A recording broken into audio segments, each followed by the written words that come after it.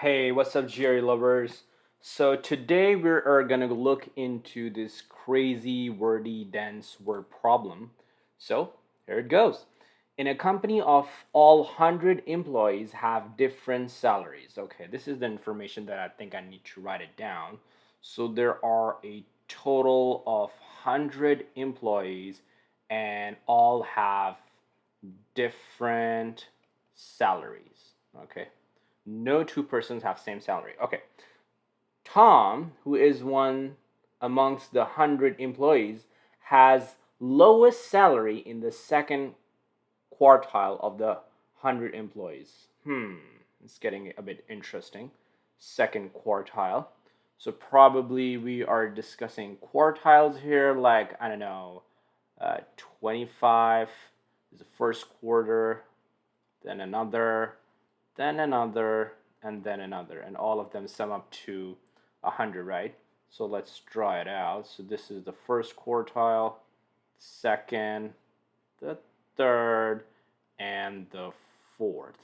And Tom is among the 100 employees has a lowest salary in the second quartile of 100 employees. Okay, so imagine that all of these employees are standing in an order in which the first over here has the lowest salary. Probably he is some, I don't know, some guard at the opening of some, let's say, door or gate. And let's say over here, there's like the top rich guy, probably the CEO. So I'm going to use a different color just so that I can highlight that. So Tom is somewhere right at here. Okay, this is Tom. He has the lowest salary in the second quartile. Okay, so probably let's call it T is basically minimum, and it's basically in the second quartile. Okay. Then it says if the company were to hire 12 new employees, in which 6 of them has a salary greater than the salary of each of the 100 old employees, and 6 of them has the salary lesser than the salary of each of the 100 old employees. Okay, so there are like 12 new guys.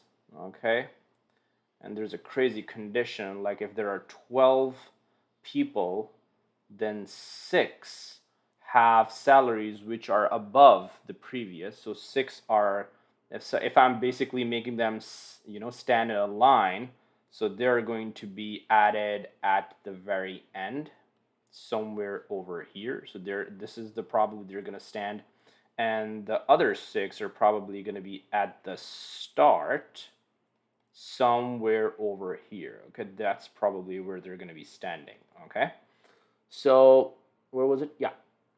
What would be the Tom's salary with respect to the quartile of the 112 salaries at the company, assuming that there are no other changes in the salaries? Okay, so basically, after adding these 12 new people, the question is basically interested in that, hey man, what is Tom's position, okay, with respect to the quartile?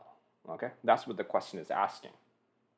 So I think I really need to kind of like consider this new diagram. So if I'm basically considering these, let's say 112, this is the new population. So if I want to make the quartile, I need to divide it by 4, and that is probably going to give me what, 28, right? Just making sure if I'm calculating everything. 8 4 is 32. Yeah, everything checks out.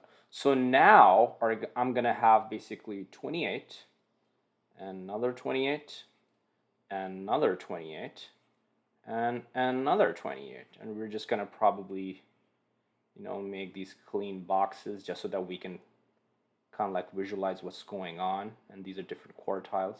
Okay, so now the question is, where is Tom basically standing in this line with respect to its quartile? That's the question is asking.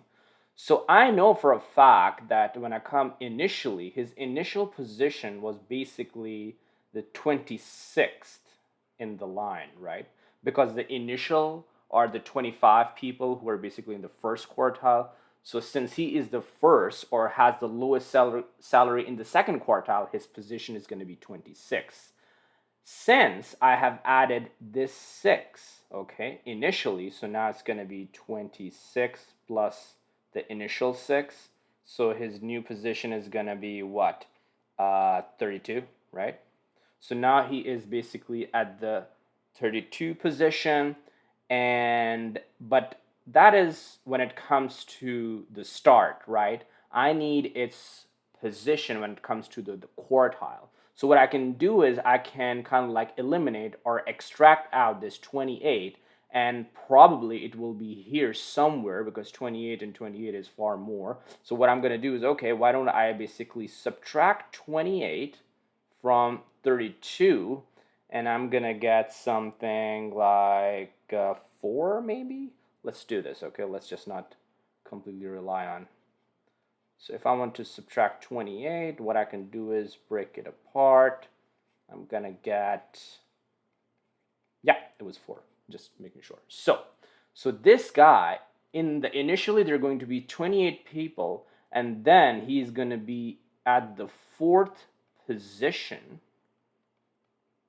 in the 2nd quartile.